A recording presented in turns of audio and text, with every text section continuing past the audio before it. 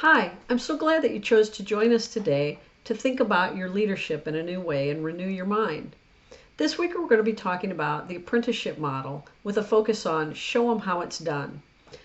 You know, so often as leaders, we're looking for people to fill our leadership bench and who are going to be our future leaders. And so we take someone who has been a great volunteer or a great individual contributor, and they've been faithful and they're hardworking and they've been competent at what they're doing. And so we pluck them out of that position and plop them into this new leadership position over here without ever really equipping them with the skills they're going to need for that new job. And someone once said, great leaders don't tell you what to do, they show you how it's done. And that's such an important model of building new leaders. Think about apprentices long ago. If you wanted to become a carpenter, a blacksmith, a cobbler, you spent years with a master craftsman, watching what they did, learning their skills and their expertise. It's the teacher-student relationship. The teacher models, the student watches, listens, and then imitates what the teacher did. So if we want to build new leaders with new skills, we have to equip them to do that. If we don't, what happens is we're frustrated and dissatisfied because they're not really accomplishing what we thought that they were going to do and hoped that they would do. They're dissatisfied because they don't really feel secure in their job. They don't really feel like they have the competency to do the job that they know you want from them. And that leads to turnover and burnout. And that frustration for everybody lands squarely on our shoulders as the leader. It's our job and our responsibility to build the next leader, to be sure that we've resourced them and equipped them with the skills that they need to do the job. It's kind of like teaching someone to tie their shoes. When your child is small, the easiest thing to do to get the job done and get out the door quickly is to just put their shoes on them, tie them, and go. But unless I want to be tying my kid's shoes when he's 16 years old, that's not really effective. I have to learn to slow down in order to speed up. What do I mean by that?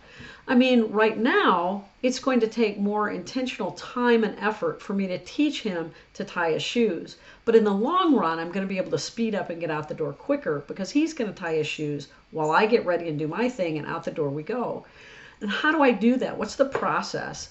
Well, I would never just show him how to tie his shoes one time and go, okay, honey, you got this. Go tie your shoes, right?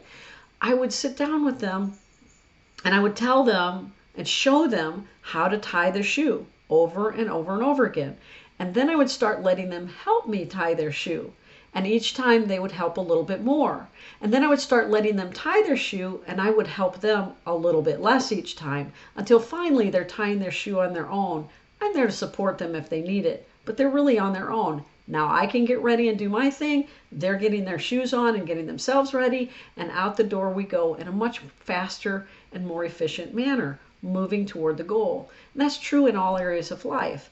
If I train somebody, if I slow down, take the time to intentionally invest in them, not only do they feel more competent in what they're doing and invested in what they're doing, but I see them reaching the goals and succeeding at the task that I needed them to do in the first place.